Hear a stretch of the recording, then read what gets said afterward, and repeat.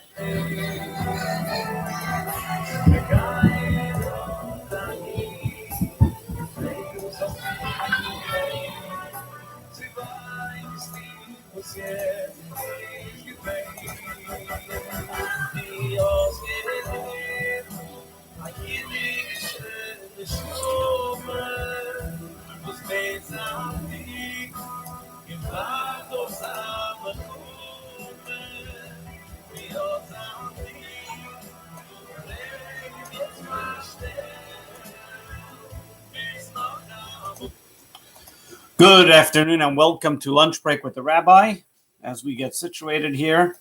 Hope everybody's doing well. I know yesterday some people weren't able to see it, so hopefully on Facebook Live you have the ability to see it currently. I'm still looking for the option to share it or tag people on Facebook Live, but it's a different setup here, so I don't see it as of yet.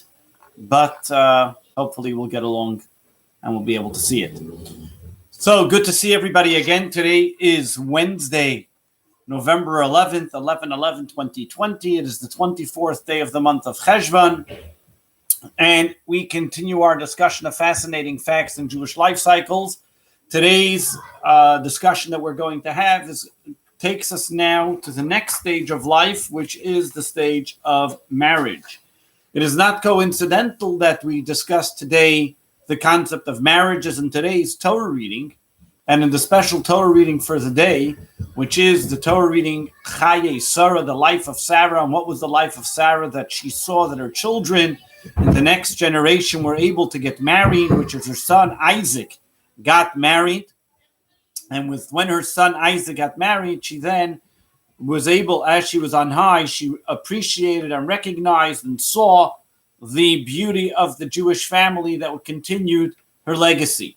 And over here, we're going to talk about this idea where what marriage is all about. And the first marriage, the first shidduch that is mentioned in this week's Torah reading, or the mention in the Torah at all, is in this week's Torah reading. So it is, of course, by divine providence that we can discuss these ideas, this concept of marriage, where this is in a beautiful subject to discuss. And of course, this is a lengthy subject, but we are only going to touch upon certain points of it for today, keeping to our idea of the fascinating facts.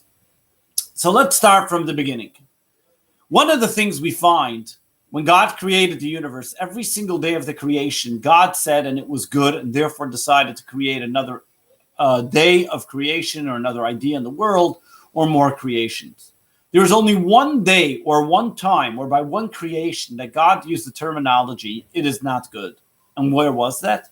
When God created man and man was alone, God said it is not good for man to be alone. Adam was created an individual. The Talmud talks about why was Adam created as an individual? Why wasn't he just created as a couple to teach us how every single person is important and the individual makes a difference. But more than that, God saw that the individual on his own cannot be alone. Loneliness is something which is a terrible feeling that people may have. And from the day of creation, God realized that it's not good for people to be alone. So therefore, what does God say? Let me make him a helper. Let me make him somebody that he will be able to communicate with, somebody will be able to, a companion. And God takes from the limb of Adam and creates Eve. Without going into the details of how he created, but what happened? What was the purpose? And God continues to say, therefore, man shall leave his parents' home, and man shall cleave to a woman, that then the two of them become v'hayu lebasar echad, they become one flesh. Now, if you think about it, it is the strangest thing in life, marriage. You have two people coming from two separate ideas. Yes, they make a match and they say, this looks right, that looks right. And you have two separate individuals, and they now have to come together and make one entity. Live together, become as one flesh, as in the words of the verse. How is that possible? And the answer is it's not possible if not for the miraculous nature that's part of it.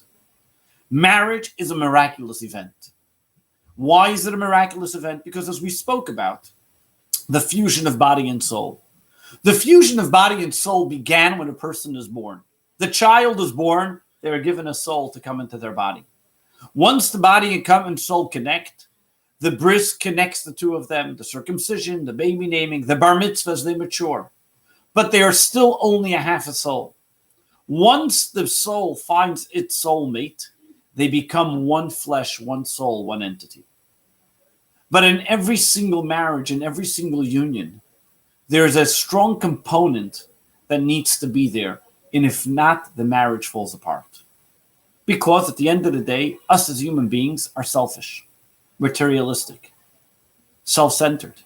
How then do two people let go of their normal, materialistic, selfish ideals to be able to join something greater? And that is only because we embrace the subconscious, the spiritual aspect of what marriage has to offer. When we talk about marriage, it's imagine a circle. Within the circle, you have the materialism, and outside the circle is the spirituality. If you think about a marriage, in a traditional marriage, where we know where the bride circles the groom, the ring is all a circle, everything is in a circle, symbolizing the fact that the marriage that happens now between husband and wife is not just two people deciding we're going to live our life together. It is now that they are embracing a greater norm. They are embracing a broader event in their life. They are joining a circle which encompasses all the circles, the spiritual, the subconscious, which becomes part of them. They endeavor to make their souls connected, and that's the only way the marriage can survive. Contrary to popular belief that traditional Jewish marriages are just set up like maybe in the film A Fiddler in the Roof, where he's looking to matches to put the bride together with the groom and they have no opinion. In fact, in this week's Torah reading, it tells us very clearly. The first thing, Eliezer comes to look for a bride for Isaac, and they meet Rebekah. And what's the first thing they say to Rebekah? Would you like to go with this man? Meaning, and the Talmud says, from here we know that you're not allowed to marry off somebody against their will. The woman has to consent to who she's going to marry. Number two, she has to see the person she's going to marry. But those are all physical choices we make because of a broader spectrum of the spiritual connection that's there. The willingness of two individuals, of their souls, to allow themselves to become vulnerable and allow their souls to connect, to become greater and better, and maybe even see the imperfections in themselves to be able to connect to somebody else. All agree that when a person gets married, we are making ourselves vulnerable. But anytime we want to appreciate or grow, anytime we want to endeavor to do something better, anytime we want to endeavor to become more spiritual, we have to become more vulnerable. Egotism blocks and stifles our growth. Anytime we want to be able to join and create something greater, we need to have a sense of humility. So marriage is that first symbol of humility that is needed from the bride and the groom, from the husband and wife, from man and woman, in order to achieve peace, tranquility. That humility doesn't only start and is not only at the time of marriage, but is throughout the marriage, throughout the time that a husband and wife live together. This is a constant work in progress. Because when they both understand and appreciate that there's a greater calling, that there's a more of a spiritual cause that they're both endeavoring to accomplish, the marriage is long lasting. When it's about themselves, what do I get from the marriage? What do I get from this relationship? Then, of course, pitfalls and negativity occurs. Just like it's in a marriage with a husband and wife, so too is in our relationship that we have with God. The Jewish people and God are compared to a marriage relationship. God is the groom, we are the bride. We have to realize that our relationship with God is not only what I get from God, but is with humility to see what can I give, so to speak, to God. What do I come to the table with? What am I offering? What is my objective? If I come with ego and say, this is who I am, accept me, tough luck, you know that in any relationship, that's not going to last. A lasting relationship happens when there is communication, but more importantly, humility. When there's a humility, when there's understanding that there's something beyond the circle, there's something greater than just what we see. There's something more important than just the physical that we may be attracted to. There's a subconscious, there's that outer circle. Remember the ring. Remember the circling of the bride and the groom, how they come together. This is what makes the marriage last. This is the most important part of any relationship. The circle that encompasses both of us. The soul, the spirituality that is there, the underpinning of that relationship. My friends, as we stand today, any day, let us remember our relationship that God Almighty craves with his bride, the Jewish people. Let us make ourselves vulnerable for a moment and allow ourselves to connect with God. He's there. He's waiting for us to reciprocate in kind. It's only a question of letting ourselves be humble, allowing humility to set in, putting our ego to the side, and realize we can and have a relationship with God. God bless you. Have a wonderful day. Looking forward to seeing you again tomorrow at 1 p.m.